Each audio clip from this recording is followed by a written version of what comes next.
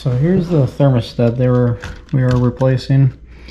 I only talked to the customer through the Ring camera, so I'm not exactly sure what's going on with it, but either way, he bought a Nest thermostat that he wants installed regardless because he wants the feature to connect it to his phone. I have my opinions on Nest, but it's what the customer paid for, so we're gonna go ahead and take care of this. And I believe that we are also here for AC maintenance and potential no cooling, but the information was a little odd to me, so we're gonna start with the thermostat. I'm gonna go find the furnace/air handler to turn off the power, get this swapped out with the new Nest. Got the Nest thermostat there. Another thing I noticed is that there is no common wire hooked up, which these thermostats do not work very well without a common.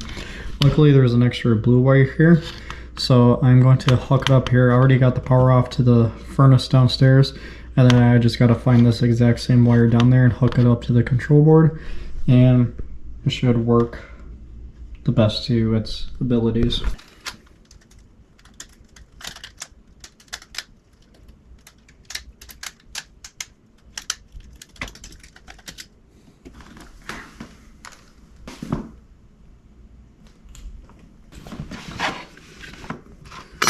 This is a room temperature sensor in case you have a room that's not heating or cooling as well. You can put this in here to help longer runtime. Does it really work well? Not really, but for some people, maybe if they want a particular room hotter, sure. They allegedly say that you can use these screws without anchors. So I don't have any anchors on my van, so we'll try these and see if it's secure or not.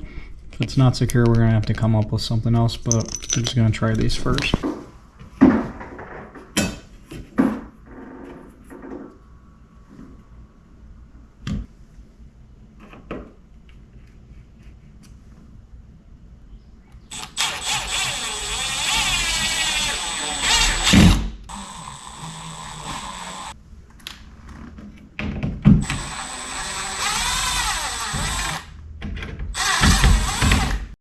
Yeah, those screws were not sturdy at all. So I did find 2 anchors on the van to use those, drill those holes out a little bit more for the bolt. I'm gonna still try to use this ridiculous mounting plate.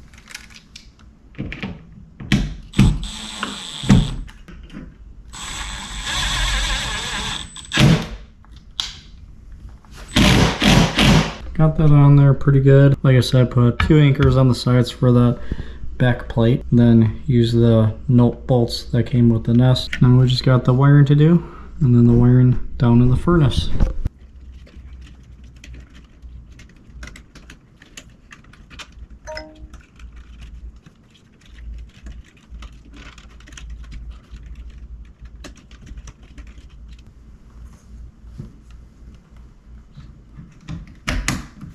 There we are. Let's go down and hook up that C wire. Sure enough, we have our blue wire there, so we're gonna hook that up to common. It's always good practice to keep an eye out for any splices in the wiring as well, because if you go back up and see that your C is not even connected, it means that there's probably a splice somewhere.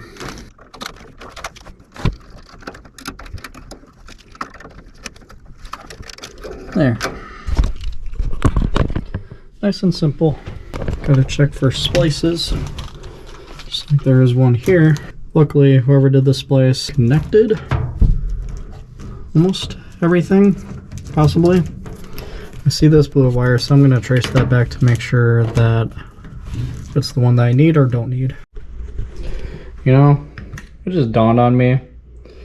You have to continue to set up in the Google Home app, and you have to have a Nest account to do that, which I don't have, and I don't want to connect it to my personal phone. So what I am thinking about doing is I'm just gonna take this back off and jump R to Y and R to G to turn on the air conditioner and see if there's any further troubleshooting needed, because it wasn't clear if it was working or not in the first place, and if I'm able to do AC maintenance, to do everything I can to prevent a callback. And then make it clear to the customer that they're going to have to set this up when they get home. But there's only so much I can do without the customer actually being here. Yeah, just rip this out, or Definitely gonna need to change that. Very neglected, dirty, especially these 1-inch filters. They're just so restrictive. Can destroy your blower motor. I have this size in my van, so we're gonna change that out. All right. Oh yeah. 16 by 25 by 1. Perfecto. I always like to write the date on these. And I keep track, you know, when it was changed out.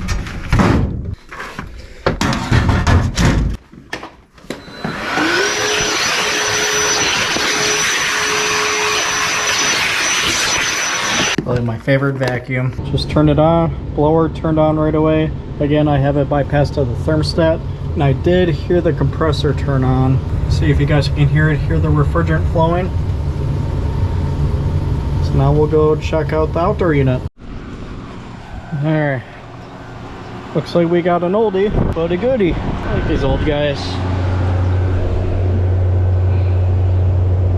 Yep, obviously it's R22. Let me know if you guys see the date on here. I'm not sure what year this guy was. Maybe based on the serial number in 87. I might be kind of pushing it. Has not been touched in a long time. Mindset is just on the verge of starting to get buried. I'm gonna go grab my R22 gauges and get started on this guy.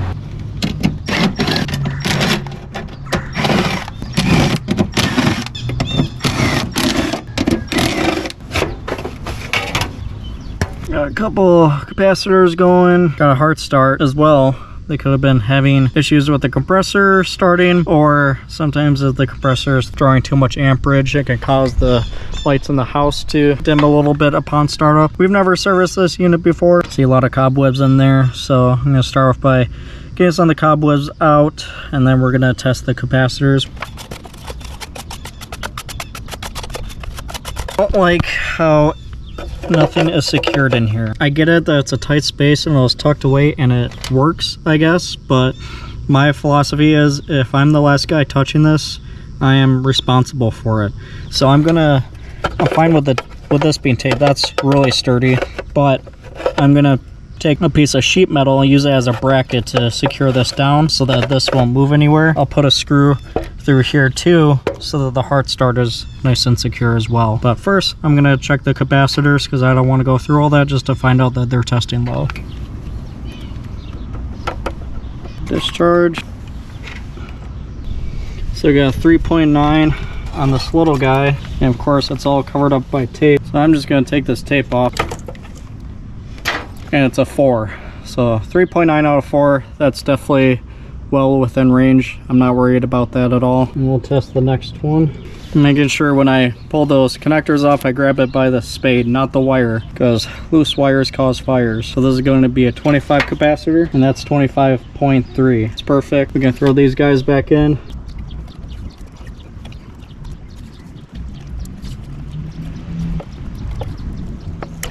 Retape that. Got the bracket in there. That is nice and secure. Honestly, since everything is tighter, I'm just gonna leave it like that because you have to really pull on it to get it out. I'd say it's better than before, so we made an improvement there.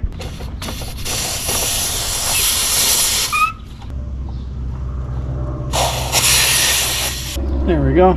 Let's fire this up. Get started with superheat. While we're getting superheat, I'm gonna get my amp draws. Alright, while we're getting our temperature drop, I'm gonna clear this drain line here. Here.